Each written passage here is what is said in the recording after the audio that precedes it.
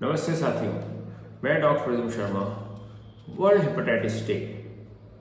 World hepatitis क्या होता है? हेपेटाइटिस क्या होता है? हेपेटाइटिस के क्या दूरगामी प्रभाव होते हैं?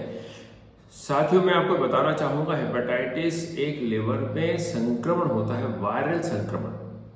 और वायरल संक्रमण 3 प्रकार से हो सकता है। हेपेटाइटिस ए, जो कि आपके इन्फेक्टेड फूड पानी से आ सकता है। हेपेटाइटिस बी एंड सी, ये hepatitis B and C sexual contact या कोई नीडल से या ब्लड ट्रांसफ्यूजन से या माँ से बच्चे को आ सकता है।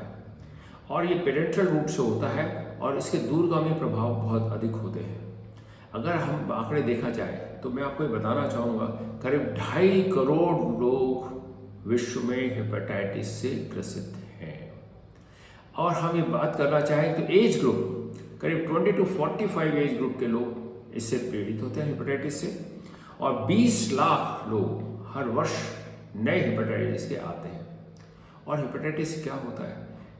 हेपेटाइटिस अगर जब होती है तो आपको बुखार आता है, पेशाब पीला होना आता है, भूख लगनी बंद हो जाती है। और हेपेटाइटिस ए में तो कुछ समय में ठीक हो जाता है, लेकिन हेपेटाइटिस बी का संक्रमण कुछ लोगों में लाइफ लॉन्ग हो जाता है। और लाइफ लॉन्ग कहने का मकसद यह है कि वो बीमारी ट्रीटेबल है but not curable. There is a word is treatable. अगर आप अपने खान पीन को, रहन सहन को व्यवस्थित रखेंगे, ढंग से रखेंगे, साथ में इसकी दवाइयाँ लेते रहेंगे, तो बीमारी ट्रीटेबल है, क्योर नहीं है। और आपको हेपेटाइटिस बी से, मैंने खुद ने अपनी लाइफ में बहुत लोगों को हेपेटाइटिस बी से मरते देखा है।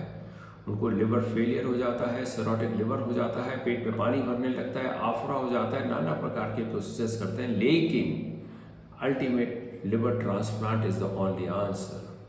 कुछ लोगों को लिवर कैंसर भी हो जाता है। तो दोस्तों, ऐसे में क्या किया जाए?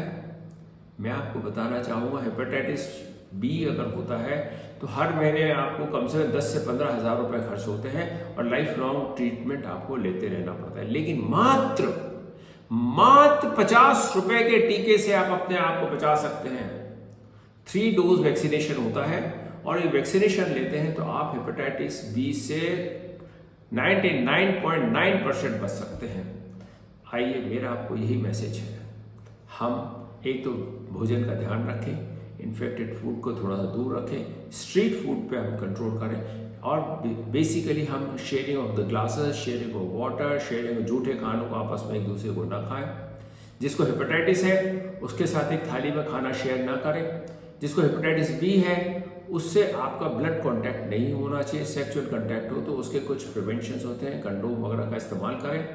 साथ एक अपने सही चिकित्सक से, डॉक्टर से सलाह मशवरा लें, लाइफस्टाइल को जिए। अल्कोहल का सेवन हेपेटाइटिस में नहीं करना चाहिए, ज़्यादा तली हुई चीज़ों का सेवन हेपेटाइटिस में नहीं करना चाहिए, बशर्ते आप एक अच्छी लाइफ जी सकते हैं। अगर आप प्रिवेंशन में तो वैक्सीन ले लें तो आपको हेपेटाइटिस होगी नहीं। अगर होती है हेपेटाइटिस तो आपको लाइफस्टाइल को सुधारना पड़ेगा, अपने आप को व्यवस्थित रखना पड़ेगा, चिकित्सक की सलाह मशवरा के हिसाब से भोजन, रहन सहन, खान पीन और एक्सरसाइज को करना पड़ेगा।